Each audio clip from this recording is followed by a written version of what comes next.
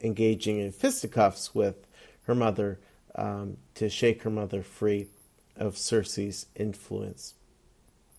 So a bittersweet story in there, in that Hippolyta actually really loved the life that she was living, even though it wasn't really her own. It was just sad that,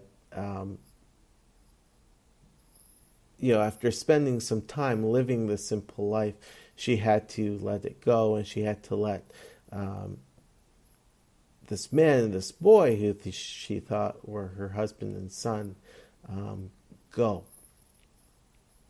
But then, with issue number 139, the new ongoing team of Eric Luke, the writer, artist Yannick Paquette, and ongoing cover artist Adam Hughes would take over. And this is where creative teams and editorial would start dismantling the John Byrne run.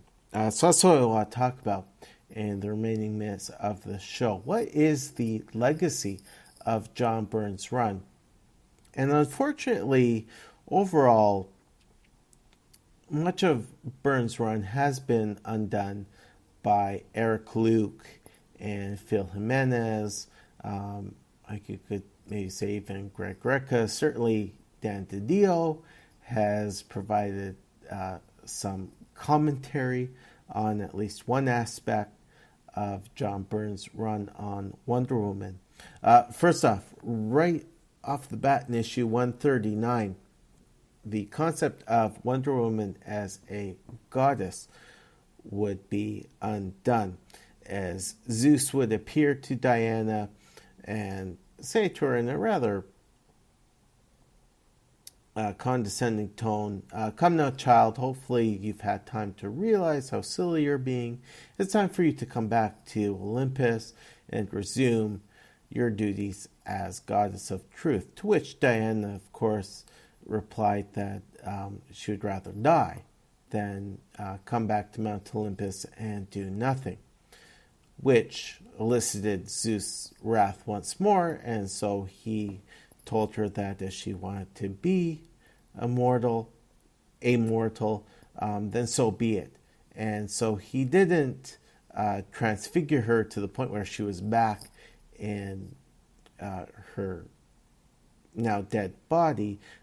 He gave her physical form again, with the concept being that it was a body that was originally made from clay, but she was fully mortal again. She did not have any of her godly powers anymore, and Eric Luke did a pretty good job of explaining just how painful this was for Diana, as she stated that right away she could feel herself growing older and dying. So that was done away with.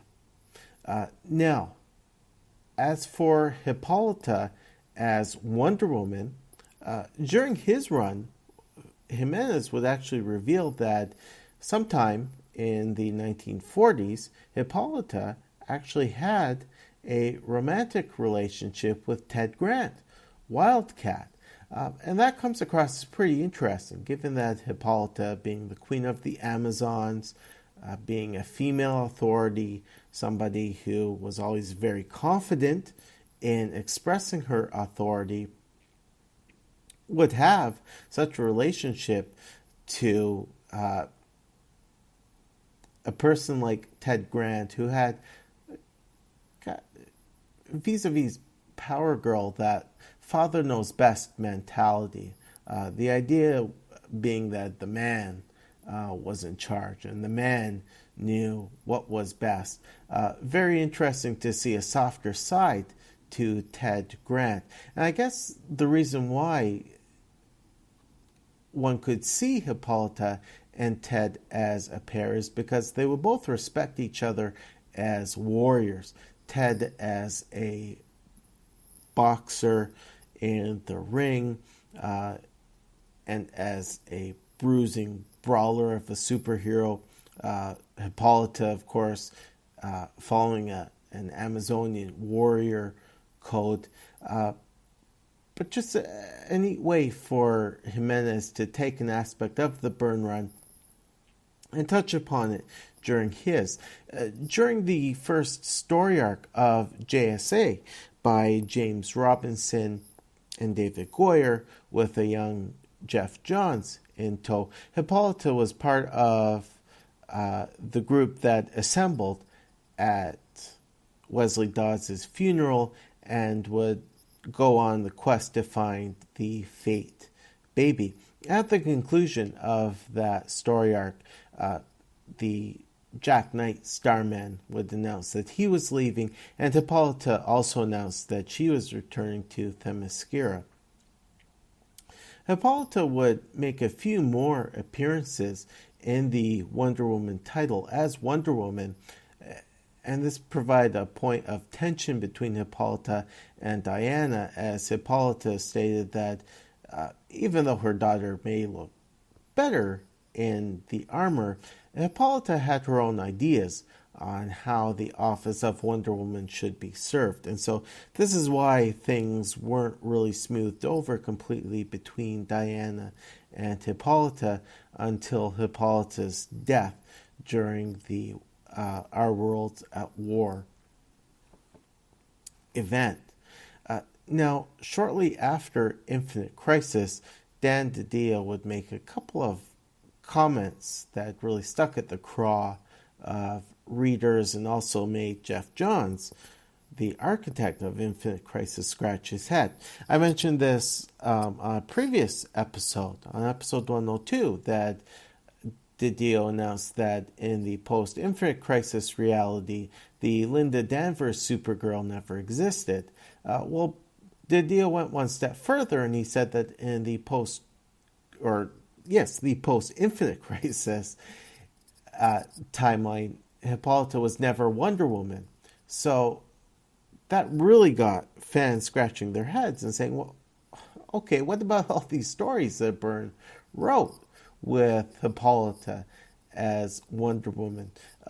What about Jimenez's stories with Hippolyta as Wonder Woman? Heck, what about that first story arc of JSA? Who was that woman who appeared then as Wonder Woman in that story arc? Or are we supposed to imagine that she didn't appear at all? So what about other aspects of John Byrne's legacy on the Wonder Woman title? Well, certainly an important aspect of his legacy is the creation of Cassie Sandsmark. Cassie Sandsmark as Wonder Girl has gone on to become a very well received and very well liked character. She's certainly been a major member of various incarnations of Teen Titans in the past 20 years. And a later writer would establish that when Cassie was given her powers by Zeus, it wasn't really that she was given the powers by Zeus, rather he activated her powers and made her aware that she had powers, because it was retconned that Zeus was Cassie's father. Zeus, being a rather randy fellow, decided in more recent times to take on mortal guise and go to Earth and have a relationship with a woman, and this encounter resulted in the birth of Cassie. So right from the beginning, it was retconned Cassie was a demigod, but she didn't become aware of her powers until she became Wonder Girl. Now the sad thing, and I've mentioned this, if not in part 2, then in part 1 of episode 104, is that a lot of fans feel that it's Jimenez or Rucka or Johns who created Cassie Sandsmark, and it tends to be overlooked that it was actually Byrne who created the character. So it's rather unfortunate that an important element of his legacy is attributed to somebody else's legacy in Wonder Woman and DCU history. I suppose then the biggest remaining aspect of Byrne's legacy that is correctly attributed to Byrne is the concept that Wonder Woman is the second most powerful character in the DCU, second only behind Superman. This is a concept which, to my knowledge, has never been changed and then revisited. It's something which actually continued to play out in the new 52. In fact, you could say it was taken one step further, where Batman surmised that Wonder Woman had no real weaknesses except for her love for Superman. I should backtrack, though, and just talk about Donna Troy, because I was talking about how Byrne is not the only one to have made Donna Troy's post-crisis history a convoluted mess. This came at around the time of Infinite Crisis. Donna Troy was killed in the Graduation Day arc, which featured both the Outsiders and the Teen Titans, in which Donna was killed by a rogue Superman robot. And when she was resurrected in the Return of Donna Troy mini-event leading into Infinite Crisis, she learned that Dark Angel was actually the Earth 7 version of Donna. And during the Crisis on Infinite Earths, the Anti-Monitor had actually tried to recruit Dark Angel to be his harbinger, but things didn't work out. The Anti-Monitor was killed, and so Dark Angel found herself being folded in, much like Power Girl, into the post-crisis reality. And so she just had a very deep-seated rage against not only Hippolyta, but also against Donna Troy. And so that's why she went after the mirror image and subjected her to the curse of living one tragic life after the other, to the point where the mirror image became Donna Troy. And so, having learned this important revelation, Donna set out to become a new harbinger, and she would take it upon herself to chronicle the history of the DC universe. And this was seen in the backup arc history of the DC universe that played out during several issues of the 52 weekly series. So very interesting that one of Byrne's more contentious elements of his Wonder Woman run was actually picked up and further elaborated on by other writers. But I would really have to say the two most long-lasting elements of Byrne's run on Wonder Woman are, one, Cassie Sandsmark as Wonder Girl, and two, the concept that Wonder Woman is the second most powerful character in the DCU behind only Superman. Those are two concepts which I certainly will hope will remain part of Diana's history for many years to come. And so that does it, folks. That brings us to the end of this Wonder Woman Spotlight.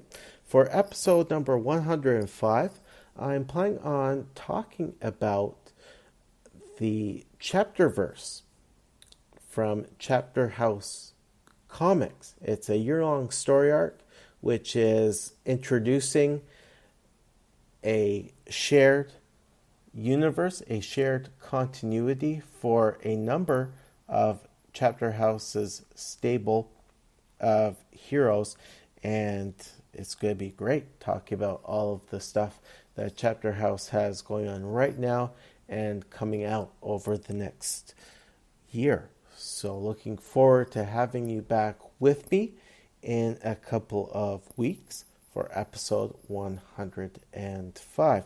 If you want to get in touch with me before that, the email address is comicsandhistory@gmail.com. Okay, folks, until another 14 days have come and gone, this class is dismissed.